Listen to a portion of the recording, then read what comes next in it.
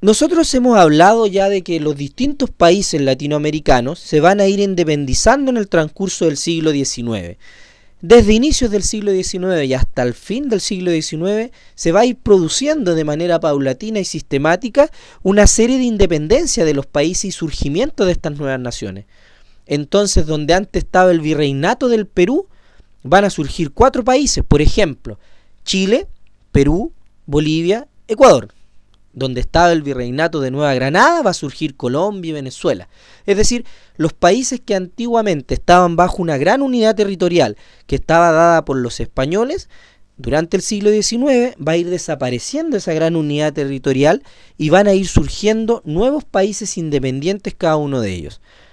En relación a estos países independientes, Estados Unidos logra tomar una postura determinada. A esa postura se le llama la doctrina Monroe, que es el apellido, ¿no es cierto?, de uno de los presidentes, ¿no es cierto?, de Estados Unidos, y principalmente se sintetiza, como dice la imagen, en la frase América para los americanos. Fue elaborada por John Quincy Adams y atribuida a James Monroe, que fue el que la promulga, ¿no es cierto?, en el año 1823. Está dirigida, como dice ahí, principalmente a las potencias europeas con la intención de que los Estados Unidos no tolerarían ninguna interferencia o intromisión de las potencias europeas en América. ¿Qué es lo que es esto en definitiva? Es decirle a las potencias europeas, es decir, España, Francia, Inglaterra, Holanda y alguna otra potencia que tuviese intereses sobre América, decirles, mire señores, de ahora en adelante ustedes no pueden intervenir en estos territorios. Entonces Estados Unidos marca un precedente, porque Estados Unidos dice, de aquí en adelante ustedes no se meten en América. Y Estados Unidos, que en la época ya se transformaba en un país poderoso, va a marcar después esa hegemonía hasta el día de hoy, podríamos decirlo. Bueno, esta frase tiene 2 grandes interpretaciones. En un primer lugar, decir América para los americanos, es decir, que en América, ¿no es cierto?, no va a haber ninguna otra potencia europea y Estados Unidos va a cuidar que exista la libertad de estos países. Esa es como una primera interpretación de lo que es esta ley o esta doctrina Monroe. Sin embargo, existe otra determinación, existe otro análisis que podemos hacer de esta doctrina, y también se dice que en realidad, más que decir que las potencias no intervinieran acá y que Estados Unidos defendía la libertad de los países americanos, lo que había en el fondo detrás de toda esta potencia era decir, de toda esta doctrina, era decir que Estados Unidos era el que tenía el poder sobre los demás países. Es decir, es como una intención de colonialismo que iba a existir de parte de Estados Unidos. Es decir, América de ahora en adelante iba a ser también parte de Estados Unidos y iba a establecer un control económico y iba a establecer una intervención sobre estos países. ¿Ya? Esa es más o menos la doctrina Monroe.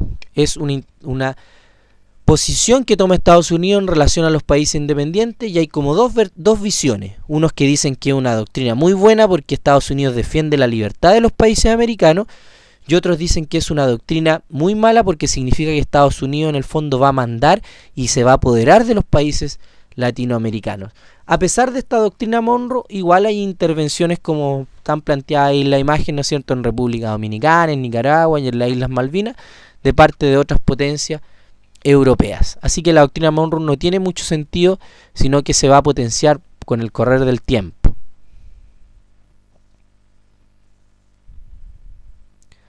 Nosotros estamos viendo un periodo, ¿no es cierto?, y estamos terminando el análisis de un periodo, que es el periodo liberal dentro de Chile, dentro de los territorios de lo que es el desarrollo chileno, ¿no es cierto?, de la historia de nuestro país.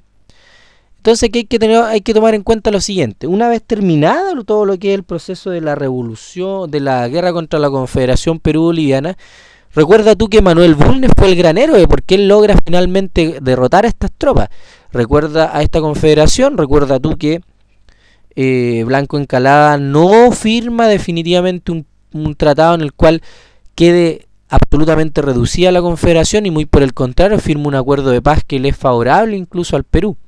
Por lo tanto, aparece después con un segundo mandato Manuel Bulnes, y él se va a transformar en un gran líder en esa época de la historia de Chile.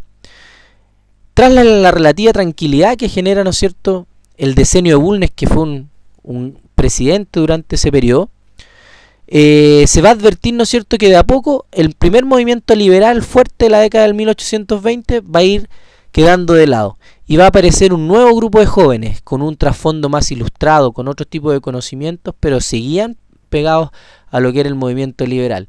Y estos jóvenes estaban muy apegados a lo que eran los pensamientos y lo que era la doctrina, ¿no es cierto?, de Francia. Seguían mucho lo que eran las doctrinas francesas de la época. Aquí nosotros podemos tener a los siguientes personajes: José Victorino Lastarria, Salvador Sanfuentes, Santiago Arco, Francisco Bilbao, Domingo Santamaría, Eusebio Lillo, etc. Cada uno de ellos fueron personajes muy relevantes, porque ellos van a empezar a desarrollar un movimiento político que se va a transformar después en los denominados movimientos liberales, que entre el año 1817 y el año 1831. ¿Cuál es la importancia que tienen estos movimientos de opinión que generan estos jóvenes que te acabo de mencionar? Que principalmente van a desarrollar, ¿no es cierto?, un ideario. Un ideario es un conjunto de ideas que recoge, ¿no es cierto?, utopías, es decir, recoge ideas, sueños que están en el ambiente y los van a plasmar, sueños que son del siglo XVIII, XIX, y los van a tratar de llevar a la práctica, muy marcados por un liberalismo, ¿no es cierto?, y van a empezar a tratar de marcar una postura en la cual se oponen, una postura anticlerical, es decir, que se están oponiendo de a poco a la intervención de la Iglesia en cosas del Estado. Por eso que ahí dice una posición anticlerical en ciernes, es decir, que está naciendo. Bueno, una de las principales manifestaciones que va a tener estos grupos liberales van a ser, ¿no es cierto?, la denominada Sociedad Literaria de 1842. En esta organización, ¿no es cierto?, se defendían los principios del romanticismo en reacción frente al clasicismo. Es decir, las personas debían ser capaces de ser valoradas en función de sus capacidades intelectuales, más que en función de su grupo o ascendencia social. Esta contienda, ¿no es cierto?, surgió en Europa desde el año 1830. Entonces existían elementos divergentes ahí. Unos eran movimientos clásicos y otros eran movimientos románticos. Es decir, el romanticismo es un movimiento literario y es un movimiento social, de igual manera que el clasicismo, que es un movimiento que aboga, ¿no es cierto?, por el manejo de la sociedad de acuerdo a cómo se estaba desarrollando desde siempre, de manera clásica, y también con movimientos literarios apegados a las corrientes clásicas del periodo, la creación literaria, el arte, etc. ¿Ya? Entonces, estos jóvenes propiciaban que el arte y la sociedad debería ser más libre, es decir, debería haber una creación mucho mayor y no seguir apegado a los moldes clásicos. Por eso que se utiliza el nombre del clasicismo. Entonces, la idea era, según este movimiento de la generación literaria de 1842, seguir, ¿no es cierto?, apegado a moldes clásicos. Eso era retroceder, sino que lo que había que hacer era crear cosas, era cambiar la sociedad. ¿Ya? De tal manera entonces que, ¿de qué manera impactan, ante la pregunta que debemos responder aquí? ¿De qué manera impactan los movimientos liberales en la sociedad en la época? Impactan en la creación de movimientos políticos y de jóvenes que empiezan a ver que la sociedad debería cambiar su manifestación literaria, su manifestación política, la manera de relacionarse. Y uno de los principales ámbitos en los cuales se desarrolla son movimientos de carácter literario, tanto así que hacia el año 1842 van a crear la Sociedad Literaria de Santiago, o como se le llama, la generación de 1842.